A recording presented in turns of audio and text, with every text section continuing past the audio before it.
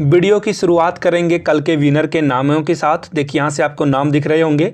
इन लोगों ने कल सही सही आंसर करा था क्वेश्चन ऑफ द डे का। मैं भी क्वेश्चन पूछता हूँ, आप लोग कमेंट करके बताइएगा, तो हो सकता है कि अगले दिन आपका वीडियो में नाम आ जाए। तो चलिए, मेरा नाम है मिथुन सिंह और आप ऐसे प्लेटफॉर्म पे जुड़े हो जहाँ से APS यानी कि आर्मी पब्लिक स्कूल की प्रिपरेशन कराई जाती है, जिसे आप AWES के नाम से भी जानते हो। व्हाटएवर जिस नाम से जानते हो, इंपॉर्टेंट इज़ आपको क्या करना है, क्लास को लेना है, अटेंड करना है और चीज़ों को सीखना है। तो देखिए पहला क्वेश्चन ये रहा 31 का। अब आप कोई जो नए जुड़े हुए हैं हमारे साथ पहली बार, उन्हें लगता होगा ये क्वेश्चन नंबर 31 क्यों है।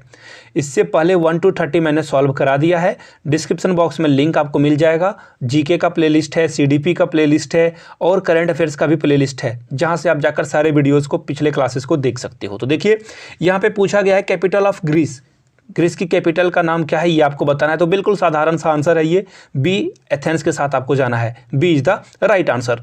नेक्स्ट क्वेश्चन की ओर हम लोग बढ़ेंगे। Question number 32, this country is known as the cockpit of Europe. तो देखिए आपको बताना है कि पोलैंड, बेल्जियम, टर्की या स्वीडन, इन चारों में से कौन सा कॉकपिट ऑफ यूरोप कहा जाता है इनको। तो देखिए फिर से आंसर आपका बी होगा और बी फॉर बेल्जियम, यानी कि बेल्जियम को कॉकपिट ऑफ यूरोप कहा जाता है। देखिए कॉकपिट किसे कहा जाता है पहले ये समझ लीजिए आप।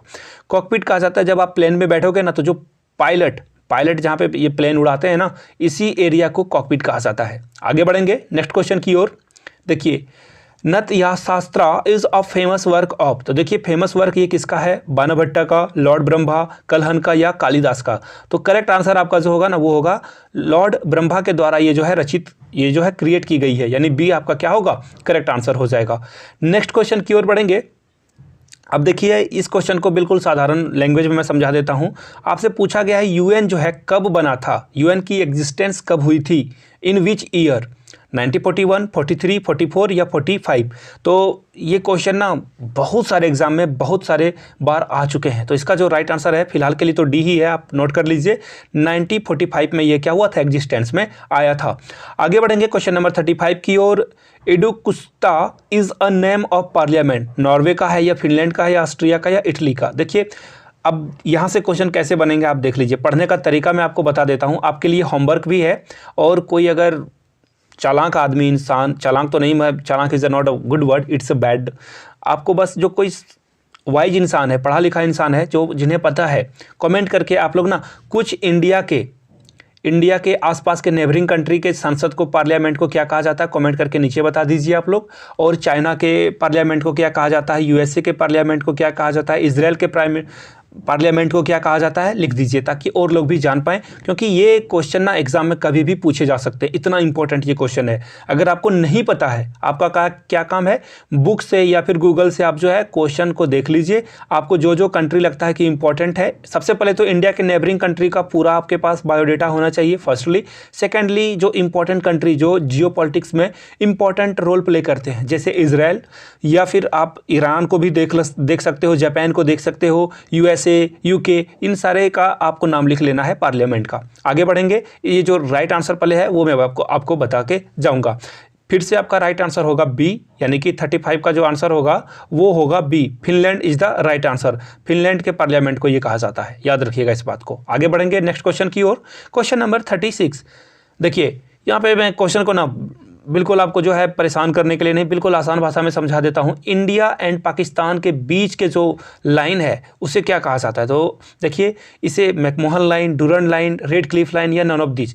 तो एक ट्रिक है इसे याद करने का, सिंपल सा ट्रिक है। Actually I don't believe in trick. देखिए भारत और पाकिस्तान के बीच का रिलेशन कैसा है, भारत और पाकिस्तान के बीच का रिलेशन बहुत ही ख़राब है। और ख़राब रिश्ता यानी कि डेंजर वाली साइन है दोनों देशों के बीच में, दोनों के बीच ट्रस्ट नहीं है।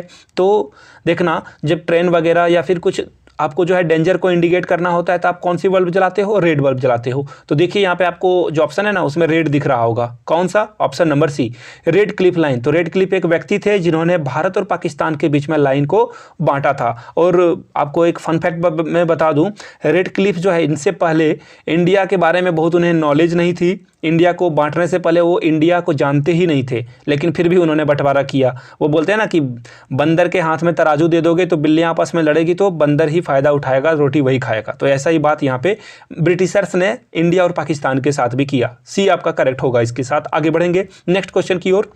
विच of the following represent the number of जजेस in the International Court of Justice. देखिए ICJ इंटरनेशनल कोर्ट होता है यहाँ पे, और अगर किसी कंट्री को, जैसे पाकिस्तान में अभी कुलभूषण जी का मामला चल रहा था, उन्होंने फांसी की सज़ा सुना दी थी कि ये स्पाई हैं, ऐसा कहा गया था पाकिस्तान के द्वारा।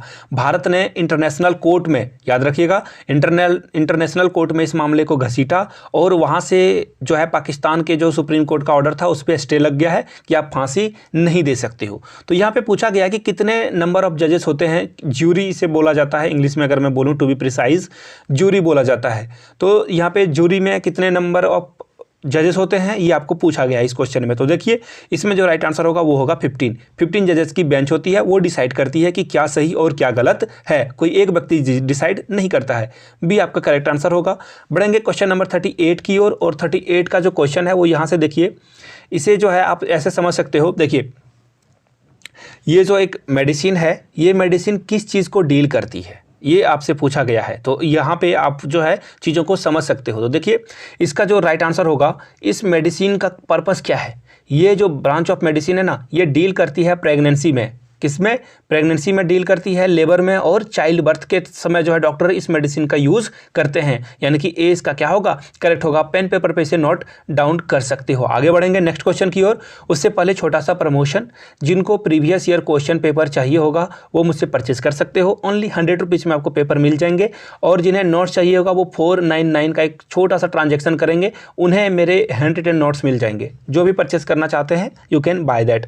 अब आप बताओगे कि कैसे परचेस करना है, तो यहाँ से मेरी ईमेल आईडी देख लीजिए, yourmithunsingh@gmail.com पे मेल कर लीजिए। अगर आप इंस्टा पे हो then do follow me @imithunsingh, वहाँ से पेपर के लिए आप जो है इंक्वायरी कर सकते हो। आगे बढ़ेंगे नेक्स्ट क्वेश्चन की ओर। देखिए यहाँ पे पूछा गया है इंडियन नेशनल कांग्रेस की फाउंडेशन यानी कि कब नींव रखी गई थी, आपसे ये पूछा गया है। तो वेरी सिंपल क्वेश्चन, आपका जो राइट आंसर होगा 1885। बच्चे को पता है ये क्वेश्चन ना बहुत बार पूछा जा चुका है, अनगिनत बार, इसे आप जो है हल्के में नहीं लेना। आपका आंसर क्या होगा, D is the correct answer. बढ़ेंगे नेक्स्ट क्वेश्चन की ओर। The weight of the man will be dash on the surface of the moon of his actual weight. यानी कि देखिए अगर आप मून पे चले जाते हो ना, आपके वेट का जो वहाँ पे कितना भाग रह जाता है, एक्चुअल वेट से कितना वो जो है घट जाएगा, ये पूछा गया है। तो देखिए इसका बिल्कुल ये भी क्वेश्चन बहुतों बार पूछा जा चुका है। देखिए इसका राइट आंसर 1/6 होगा। यानी कि अगर आप यहाँ पे धरती पे यानी कि अर्थ पे 60 किलो के हो, तो आप अगर मून पे चले जाओगे आपका वेट रह जाएगा ओनली एंड ओनली 10 kg। याद रखिएगा आपका वेट क्या होगा, घट जाएगा।